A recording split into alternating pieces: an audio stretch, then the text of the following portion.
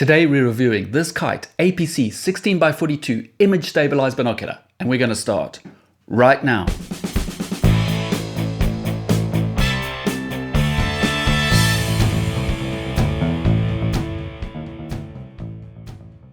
Hello, my name is Jason and welcome to Best Binocular Reviews.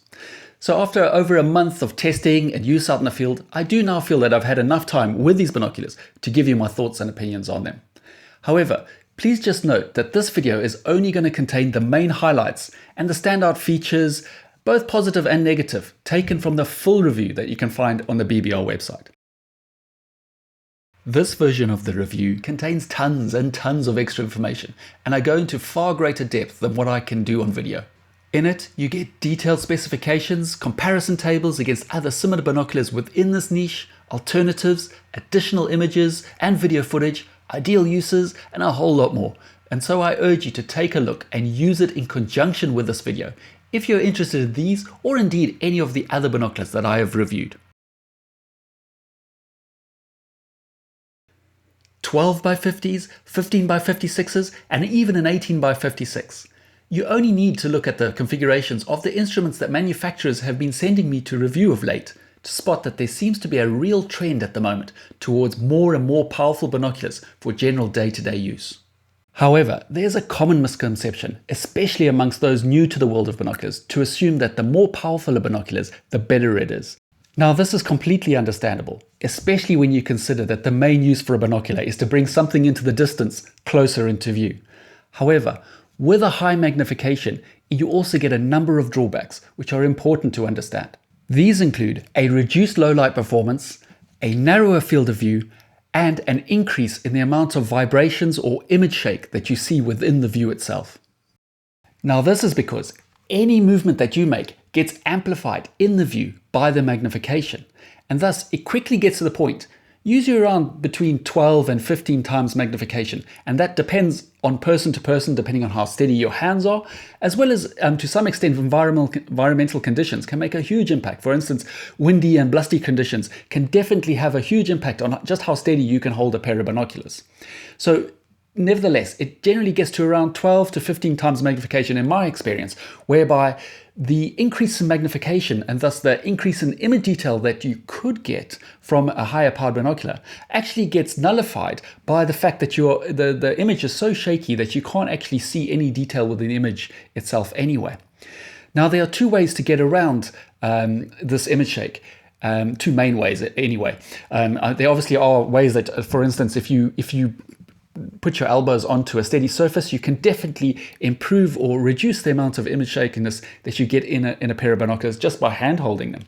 However, for high power binoculars, the general advice is to go with a tripod. Now, a tripod will eliminate image shake completely if correctly set up. However, there are a number of downsides to using a tripod. The first of which is you have to carry around a tripod with you wherever you go. Now, if you're setting up your binoculars at home on a porch, and you're looking out into the ocean, for example, that's a perfect setup.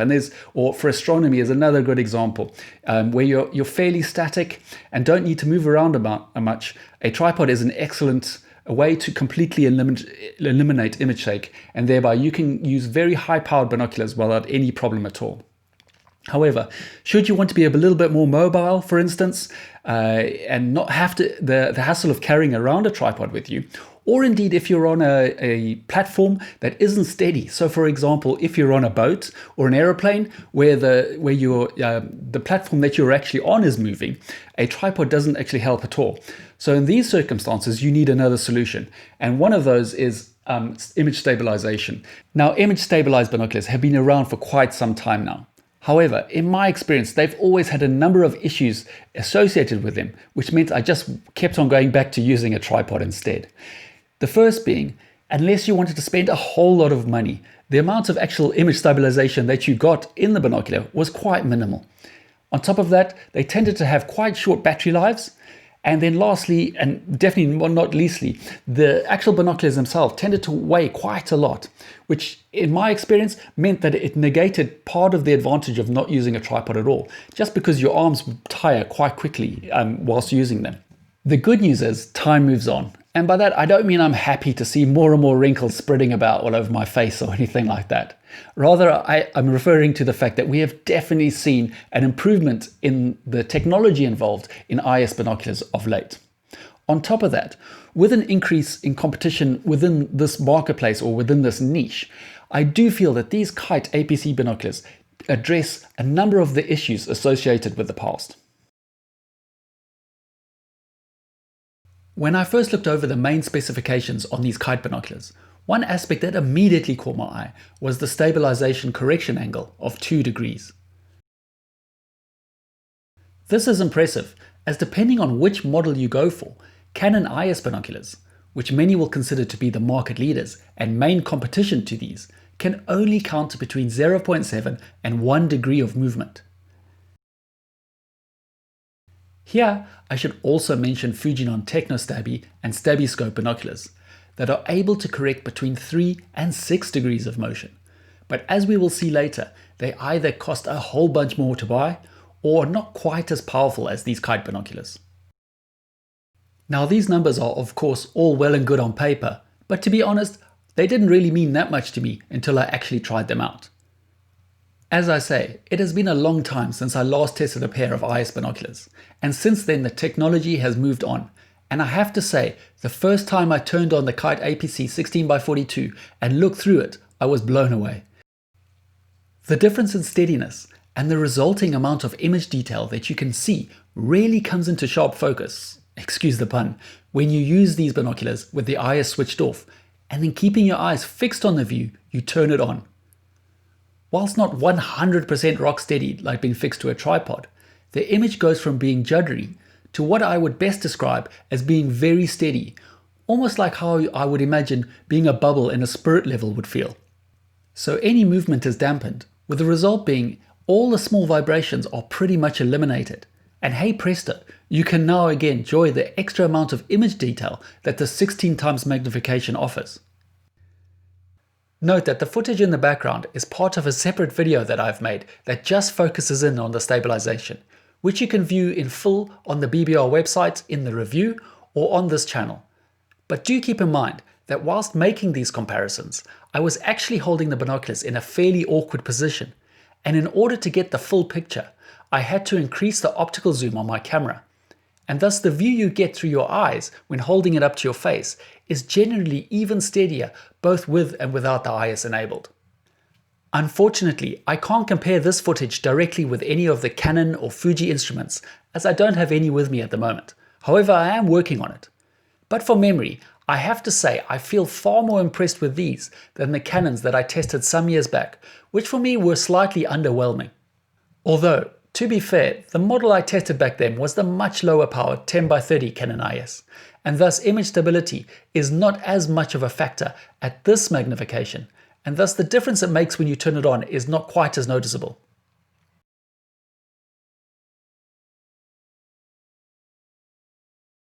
The next aspect I want to cover in this review is the price, or more importantly, the ratio between the amount you have to spend and the level of stabilization that you get, as this has always been a major stumbling block for me.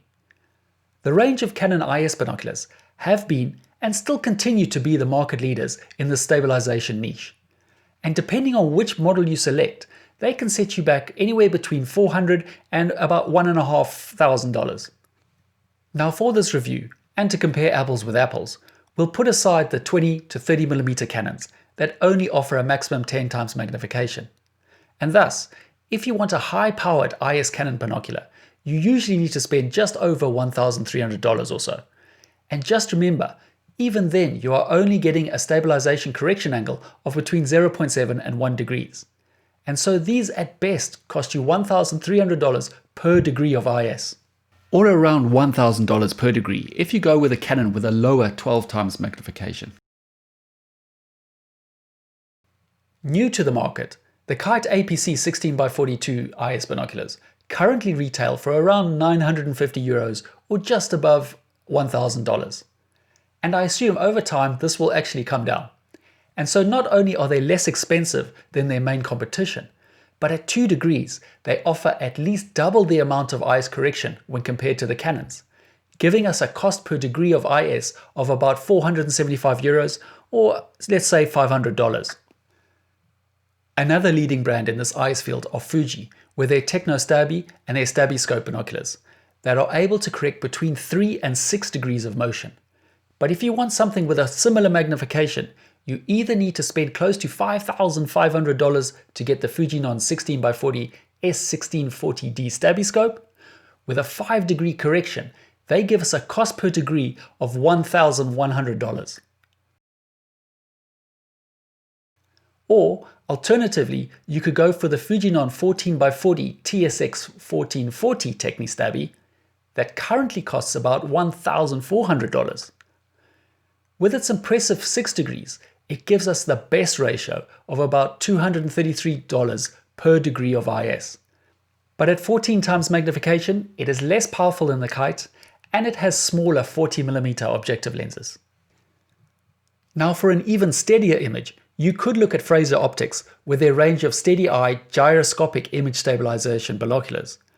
With 8 degrees of correction, they are seriously impressive, but come with an equally impressive price tag, as they will cost you almost $4,200, giving us a cost per degree of about $525, which is actually quite good and comes close to matching the Kite.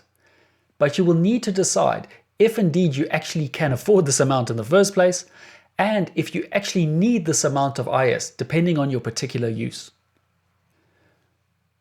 So whilst in no way would I describe these Kite APC binoculars as being inexpensive, I do feel that if you are serious about reducing the amount of image shake in the view, they are attainable and offer a good level of IS per dollar spent.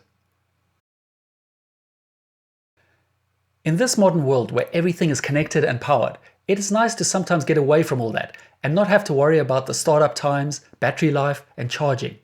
And so for me, it has always been one of the big appeals of using standard optic-only binoculars, and a reason why I have tended to shy away from powered, image-stabilized binoculars, which in my experience often have relatively short battery lives. Well, the bad news is the Kite APC 16x42 IS binoculars are powered, but Kite Optics has obviously put a lot of thought into how to make it as painless as possible by addressing these issues. Firstly, there's Kite's Angle Power Control System, or APC, which these are named after, and a feature that I really like, as once you have set the power switch to the on position, you no longer have to worry about turning the device on and off all the time, as these Kite binoculars will automatically switch off to sleep mode when pointed directly downwards, like for instance when hanging from your neck or when you place them onto a tabletop.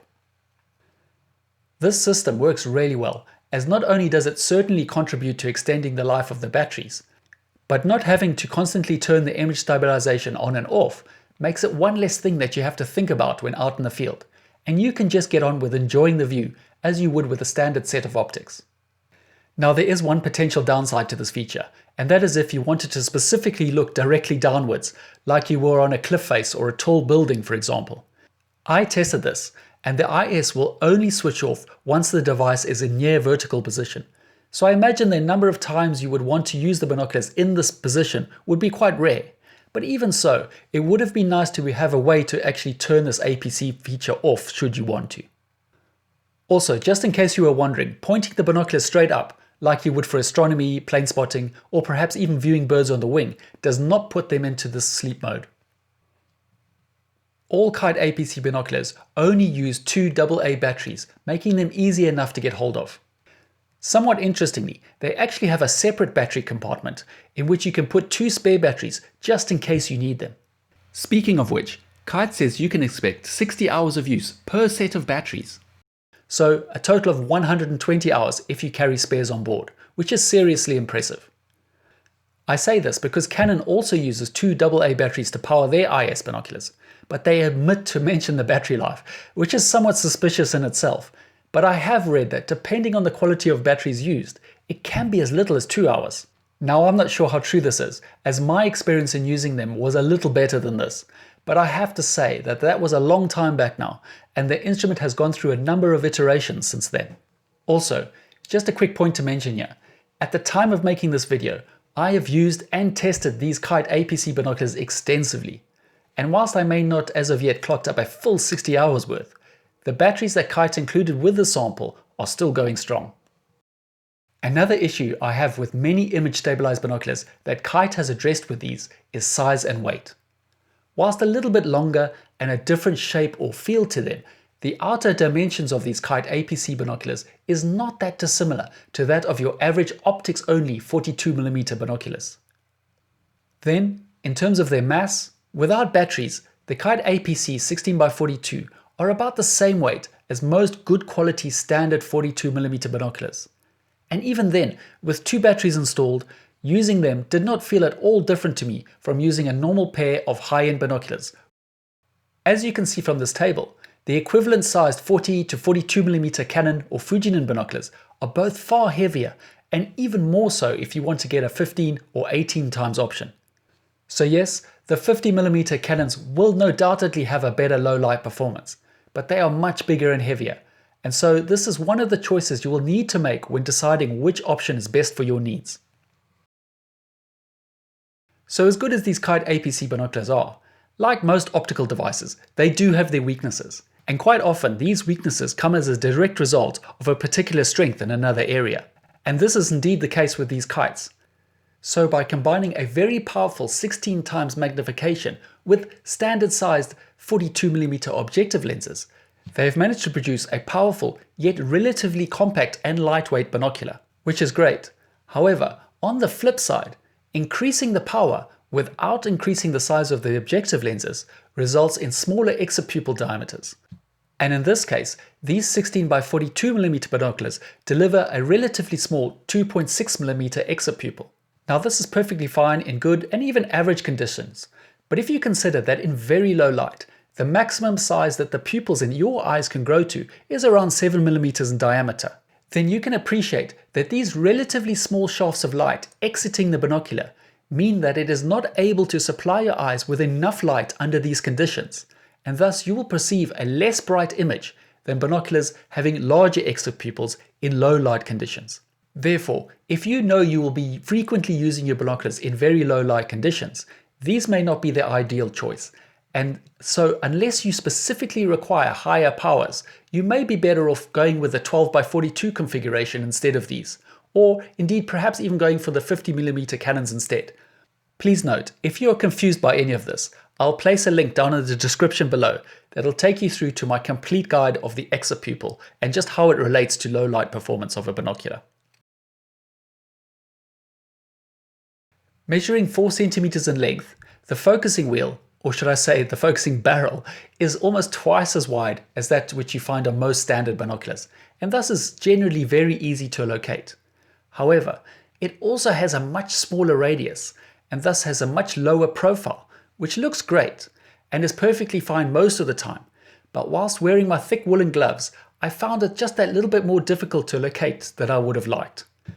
The fact that it is so long, and the fact that the mechanism itself is extremely smooth, does offset this issue somewhat, but even so, I would have preferred to have a slightly more prominent focus wheel.